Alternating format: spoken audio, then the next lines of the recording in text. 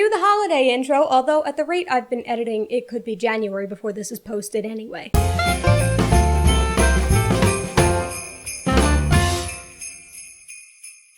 Hey guys, it's Katie. Welcome back to Music Major Vlogs and happy holidays. This is gonna be kind of a follow-up to the video I did at the beginning of the semester where I talked about how I almost didn't come back to school this year, which should hopefully be in the card if you haven't seen it. Obviously, this was a very different semester to say the least. I went back and forth on how to organize this video so I could balance out the good and the bad, because believe it or not, some really good things happened this semester. Also, my dad told me that last video felt like I was just listing off a string of complaints, and that's not quite what I'm going for. But I suppose the best way to do this is just going from the top down, so let's make like Maria von Trapp and start from the very beginning. Although I guess we're starting before the very beginning, because to tell this story, we really have to start it last summer. One thing I didn't talk about in that video was my roommates, who I'm sure you can imagine I've spent a lot of time with given how much of our schoolwork was online. I'll start by establishing that I live in the on-campus apartments. Each unit has 4 bedrooms and 2 bathrooms, so everyone has their own bedroom space while the bathrooms are shared by 2 people each. They're actually really nice, but way more expensive than they should be. Welcome to the American higher education system. Once I finally knew I was coming back, I wondered what they were gonna do as far as housing and roommates. I remember I thought maybe in an effort to social distance us and with so few people on campus, they'd put 1 person in each apartment, which sounded like a dream to me. In retrospect, I think that would have gotten really old really quickly. But no, not only did they put 4 people in each apartment, they didn't even space us out between buildings. Like half the apartment buildings are empty. The fact that I ended up in the same building as last year is mostly coincidence, but anyway, I got my housing assignment online and I was given the names and phone numbers of my roommates. Now, I wasn't all that interested in getting to know my roommates because in the past I didn't really have a relationship with my roommates. That's not to say we didn't get along. They were very nice people, but we just weren't really friends. We just kind of existed in the same space. Nonetheless, one of the girls set up a group chat and I introduced myself, you know, with the basics, name, year, major, and then I put the group chat on mute. I was still pissed off that I had to come back, so I wasn't being particularly friendly. When the time came to select a move-in slot, I decided to move in as early as possible, a full week before classes started. Since I lived in this apartment complex last year, I knew how things were set up and I wanted dibs on things like, you know, fridge and cabinet space in the kitchen. Anyway, I moved in that Monday and I was by myself for a couple days before any of my roommates moved in. The first one to show up was Zoe. She moved in on Wednesday, 2 days after I did. And you know, it's much easier to learn to like someone when you've met them in person as opposed to when you've only known them through text. And she and I found common ground pretty quickly, and I also started to realize that I had maybe been a bit of a bitch up to that point. Now, we were expecting one of the other girls to move in the following day on Thursday. That's what she had told us her plan was. So we were a little surprised when she never showed up that day. At first, we assumed, well, I guess she's coming tomorrow. And then I noticed that she had left our group chat. No reason given, no goodbye, just this person has left the chat. Went into my online housing portal and sure enough, she wasn't listed there anymore. It was just me and the other 2 girls. We still don't know what happened other than that she ended up staying home from what I could see on her social media. Regardless though, the rest of us have kind of agreed since then that we kind of got some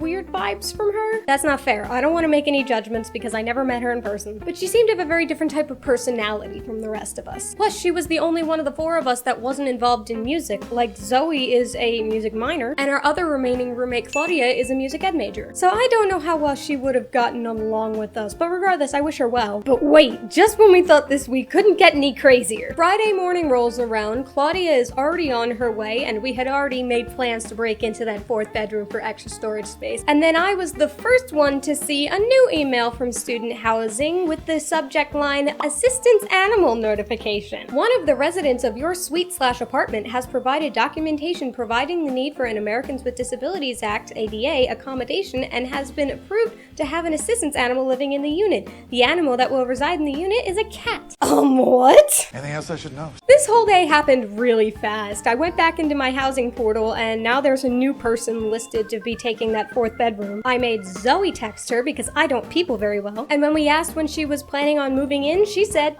as soon as possible. So shortly after Claudia starts moving in, now Kat is moving in as well. By the end of the night, we were all settled in and Kat brought in her cat Thomas. What are you doing? Oh. Thomas, no! No!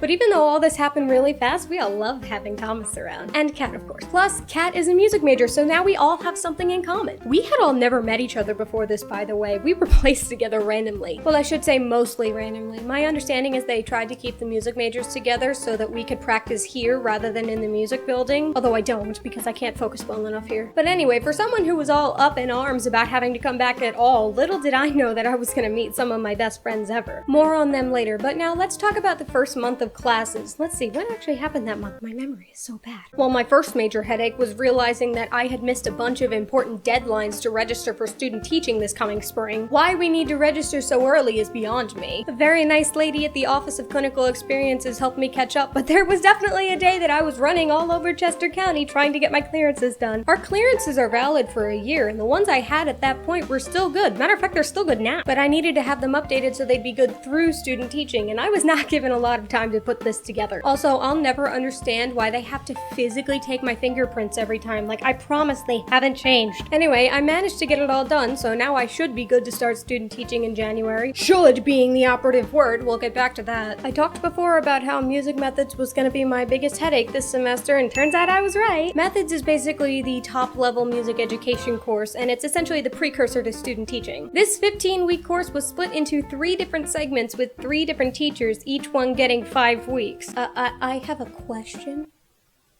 Who thought that was a good idea? I understand the thinking behind it, that being that each of those teachers brings something different to the table, but especially in a semester like this, that provides entirely too many opportunities for miscommunication, which there seem to be a lot of. Now, this divided course was already a thing before going virtual, and I don't want to be too critical because I know this was a crazy situation for everyone, but there were so many things that could have been handled better. It's typical for me to fall behind, but with methods, I was behind by week 2. And then there was my field work that I was required to do. But number 1, the parameters for that were not very clear and kept changing. And number 2, I was a little bit preoccupied preparing for a recital that I only scheduled a mere 8 weeks in advance. Get this, I discovered something awesome while I was preparing for my recital. Did you know that if you practice every day, you actually get better? Who would have thought? This was the fastest improvement I've made on horn since I started taking lessons in 7th grade. Oh my god, this was probably the first semester where I didn't have a lesson that I ended up crying because I wasn't playing as well as I should have been. I was walking into my lessons with actual questions I had thought of in my practice. I make it sound like I never practiced before. I did, just not enough. We doubled up on my lessons before my recital. Actually, we more than doubled up. Not only were we doing 2 lessons a week, they were twice as long. I'm so lucky to have a teacher that will do far more than she's required to do. I got way more lesson time in that first half of the semester than I would normally get in the whole semester. And these were mostly in person too, like we had a screen between us, but that's still much better than doing it virtually. Honestly, the first month, all in all, was pretty good. The only class I was consistently behind in was methods. Although to be fair, some of my assignments for my non-music classes I just threw out the window. But this semester was never gonna be smooth sailing. Oh no, there's a major bump in the road coming. Alright, here's the scene. It's the end of September, Thursday afternoon. Zoe goes to student health to get a flu shot. They did a COVID screening,